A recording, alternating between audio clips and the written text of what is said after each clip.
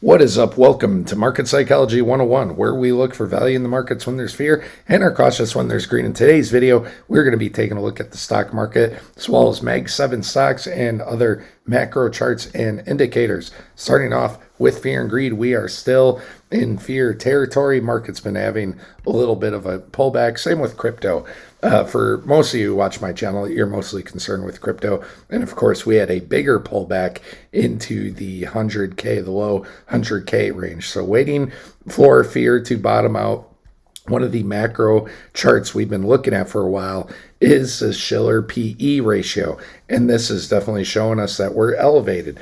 And in the charts, when we take a look at the VIX, I want to go back to the last time we were in a bubble, this predominant being the dot-com bubble, and just show you how high volatility got near the end of that cycle as well. Taking a look at some charts we have not gone back to in a while. Here is the one we were looking at during the summer when we had a pump. And so far, we have gotten much of this chop since that time. You can see November overall tends to be pretty positive. Maybe if the government were to reopen up from their shutdown, that might be a positive catalyst to move further, depending on some of the data that comes out as well. Now, the Fed did just cut rates by 25 base points again, and when the Fed historically has averaged 25 base point cuts, that has been good for the overall market. Something to keep in mind is that next year will be the second year of the presidential cycle, 2026. And those tend to have some of the lowest returns, or the lowest returns on average. So a lot like crypto, how we get into these cyclical patterns, midterm years do tend to be kind of rough. Now, I do wonder how it's going to play out. All things considered, if we continue to be in a bubble with volatility, I don't think we'll see the market go up as much as this year or last year, of course. So I do agree with the chart that things will be more flat. But as far as underperforming, this much we'll see. We'll see what the market has in store for us. As far as crypto, October, not the greatest, but overall this year has just been pretty positive yet kind of flat. So we haven't gotten that big blow off top move yet for Bitcoin or crypto. I am expecting that to start in December, maybe even early next year. Now, on my channel, I talk about a lot of different things. Crypto, as far as the macro charts, indicators, I talk about Bitcoin mining stocks, which are not having a good day. Hey, buy the dip maybe, as well as other altcoins and cryptos. I do YouTube shorts on those. So if you have any stocks or cryptos or altcoins you'd like for me to talk about, please comment below. I'll feature them in a YouTube short.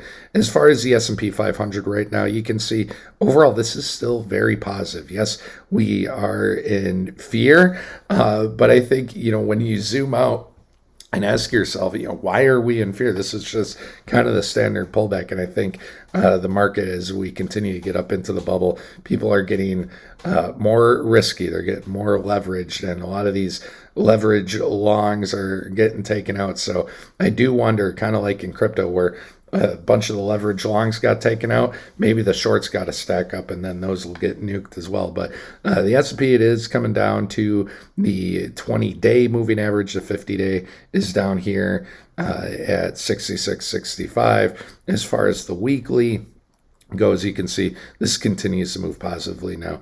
I do have a trend line here, as well as a 1618 fib right there at around 69.50. So I do wonder if that's going to offer some level of resistance. Now, here on the VIX, this is good. We have a weekly rejection off the VIX. When the VIX stays low, we stay risk on. So that's great. I did want to go back and show you, just for perspective, where the VIX was kind of high to low. You can see this range from post 98. And again, when we're taking a look at bubble comparisons, here was 98. We just had a similar pullback with the tariff scare back in April. But after 98, obviously the market continued to go up from that low, and the VIX stayed pretty elevated. So you can see the lows were in the high teens, but the average, we're just going in the middle here, is around the mid 20s. But look at all these VIX spikes above 30, and those do tend to coincide with local lows. So we've had some big VIX spikes in recent history, but we're starting to see more of them. Right now, the average for the VIX is kind of around where the low was back there. So I do expect increasing amounts of volatility to come into the market as we approach the peak of the bubble. I don't believe the bubble's peaked yet, knock on wood. I do think we still have possibly a year to go. But yes, do keep an eye on the VIX, especially if it starts staying elevated higher for longer. That's telling you we are on shaky ground. This is a good indicator, I think, a leading indicator, if you will, the percent of stocks above their 200-day average, MMTH. We are retesting some support, so hopefully off those moving averages, we can get a turnaround. I have seen that before where we get support and then bounce, but if you see it start to break down and through, do be wary of some potential future bottoms coming into the market that haven't yet. As far as the Fed, they've said that they are switching from quantitative tightening to quantitative easing. Now, we've been watching this 100-month moving average for a while, and we have hit that perfectly, and lo and behold, this is where they're going to switch it up. So the Fed is going to start printing money. That's inflationary. Couple that with rate cuts and all the spending the last couple of administrations have done, and a lot of inflationary factors that weaken our dollar. And that makes a more positive case for Bitcoin, in my opinion. So, do be on the eye out for inflation. And we do have to keep an eye on inflation because that can be an indicator for some local market lows. As far as the yield curve on inversion, slowly stair-stepping up. When this thing starts spiking, that is when we've had lows in the market, gone over that. Unemployment, we're waiting for the government to end its shutdown so we can see some updated data. But if unemployment ever starts to get above 4.6 or so, I would start to be concerned. Let's go to inflation. And let's see. We'll just get it here. That always trips me up. USIRYY. I never get it right. Anyways, inflation, it's slowly, it's been testing after it broke underneath support for that's a 200-month moving average. It's testing it as resistance. So if we start to see inflation get above 3%, maybe to 3 to 4%, 3.5%, I think that is going to be concerning. And again, the market's already in all-time high territory, and now we have more inflationary factors come. I think that plays right into the hands and perspective of the bubble continuing.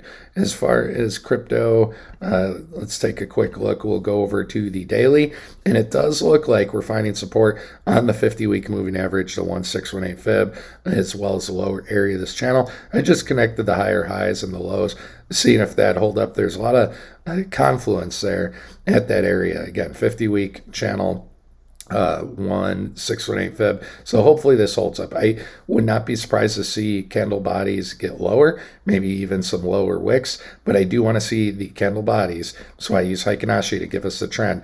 It holds support here above 101K. Getting into Mag 7 stocks, let's go to the number one stock, and that is NVIDIA. Now, NVIDIA, it has a 4.7 trillion market cap. And, what's crazy is this thing, it got above 5 trillion and it's at a little bit of a pullback. But however, this fib right here, that's been a target for a while, that's the 1618 fib at 194. So NVIDIA, good psychological level here at around 200, coming back down to the 20-day moving average as well. You can see the 1618 was support or resistance, sorry. Now it's support with that 20-day moving average. So this could be a possible good area for NVIDIA to have a local bottom. You would want to see maybe the MACD turn around as well. So let's turn those on. Let's take a look at this through the MACD. We might keep this on for other indicators as well. And you see this thing starting to flip positive again. So to me, that's macro positive for NVIDIA. Even though it's running hot, I think it's going to continue to run hot. Here is Microsoft, And let's make the MACD area just a little lower. There we go. As far as Microsoft goes, hit that 1618 micro fib. It's gotten rejected off it twice, back down to the 20-week moving average, and then should it continue on up? We have an even larger fib there, macro-wise at 568. Let's go to the daily, and we'll keep the daily on for some of these. Yeah, you can see it coming down to the 100-day moving average. MACD is still negative, so maybe it'll find support here while the MACD turns around. If not, the next area, the 200, would be down here, 478. But hopefully that 100 holds. As far as Apple, chopping a little sideways, may even come down to this 20 moving average or its former all-time high. I'd be taking a look at targets of 263, and you do see here on the MACD maybe a little bit of decision time there. Actually, I want to get rid of that, just makes it look cleaner.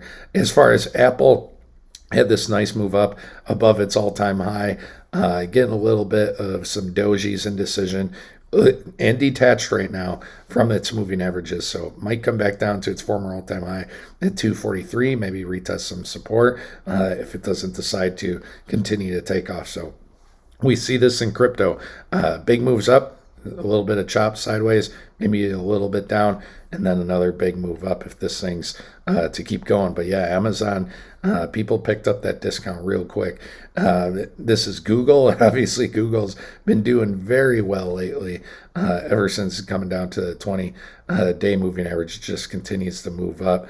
Google doing fantastically. Its next macro targets, 314. There at its micro 2618 fib, and 3618 up there at 330. So 315, 330 next major targets for Google. Meta, of course, has been not doing well. So Meta coming back down to, we have a fib within a fib here. We have a golden pocket. So high to low from locally was at February to April. Got above it, came back down inside its golden pocket. So hopefully some support there for Meta. You can see it's kind of breaking through the 50. So if it continues, it could do something like a 618 pullback. Right here is the former 1618. We have a fib there, the 382, the 100-week moving average. If Meta does get there, and this is the last major area that had a pullback before, I do think there's going to be some buyers there for Meta. When I was looking into it, I think their earnings came out negative because they had to pay this one-time charge or whatever. But Meta, still a great company. Last time they were investing in the future, pulling money for ROI and for other investments was down here. I remember when they had bad earnings back in late 22, and I was like, this is still a top stock. So sometimes when we get all this FUD, again, look for structure, look for opportunities. We could take a look at the MACD again, as well as some other indicators. But yeah, look for that structure, look for a turnaround. You see the MACD momentum very negative here, but as it started to flip positive and green, those were, you want to catch the very bottom. You could catch a bucket of bottoms. And by the time we broke positive momentum again, it is doing well. So this momentum, very negative. I'd wait to see where it bottoms out there for Meta. Let's go over to Tesla, and we'll do Palantir, maybe Coin, as well as MicroStrategy. So Tesla continues to do well. It is still challenging that 888 in the microfib there at 458. But if it gets above that candle body wise, then we have 490. Get above that. I do think Tesla can really fly. And if it gets to the 610, 660 area, we've been in this massive channel for Tesla. I think there'd definitely be profit taking up there. Major fib levels and a major ascending channel that Tesla has been in for some time. Could it break above the ascending channel? Sure. That means this thing be running super hot. I know most people like to trade it rather than have a long-term approach for Tesla. MicroStrategy, this thing's been testing the 100-week moving average, and it does look to be breaking through it. As doing some research on MicroStrategy and just the differences between Bitcoin. I don't know if you guys know this, but look up. I'm probably going to get the numbers wrong. Maybe I shouldn't even say it. But the amount of shares MicroStrategy had last cycle compared to now, it dwarfs in comparison. MicroStrategy diluted their shares a bunch, which it sort of makes me, I think, even more shocked that it ran as well as it did. But yeah, share dilution can be a real thing. MicroStrategy did some stock splits, and yeah, it's I do think that can be a factor, as well as sometimes I see when these companies are buying Bitcoin and how they're buying near the top, and it's not just a 1-to-1 ratio of MicroStrategy and Bitcoin. They're buying Bitcoin throughout, and sometimes they're chasing these Bitcoin buys near the top. So I do think it weights it, puts some weight on it in a negative way, especially the share dilution. So for however good or not good MicroStrategy is doing, does seem to front run these cycles. Did it last time too, topped out early before Bitcoin was. Yeah, maybe share dilution is the answer that we were looking for. Let's take a look at Palantir. And yeah, I'll have a quick minute to take a look at Coin as well. Coin, I think, is it goes in line more with Bitcoin. Palantir, this thing just continues to move up. We've removed fibs. This thing, I mean, look at that. As far as the weekly, just continues to grind higher on the 20-day moving average, or the 20-week moving average. As far as the daily, it loves that 50. Doesn't get under that 50 too often. So yeah, it got over a 600 PE ratio, just crazy. And as far as Coinbase finding support at its 888, as well as looks like it's going to go to the 200 there at around 298. Curious what the weekly, yeah, this is nice to see. It's nice to see the weekly hold support there at the 888. So yeah, you see a series of lower highs. We're getting higher lows. It's coming down again. So hopefully we just kind of consolidate here. Maybe it'll come down, test the 50 if it breaks at 888 at 290, and then continues up. So you see a lot of support here. You would not want to see this, the 888. To me, it's not one of the stronger fibs. So if we do test the 50, and go back to the 786, yeah, that could get ugly if that were to happen. I don't foresee that happening, but we have actually. I'm just looking back at the last two times. You can see how Coin, it rides at 20 and then drops down. Has a big move up, rides at 20, drops down. Big move up, rides at 20. Are we getting something similar setting up for a 245?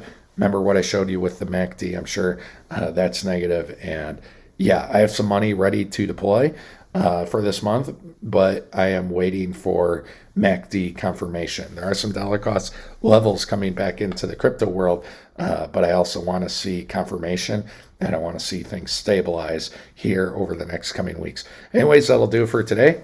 And let me know what you think in the comments below. No live stream tomorrow. Did one earlier this week, but we'll come out with videos on Monday. So thanks so much for watching. Have a wonderful Thursday and rest of your week. Take care.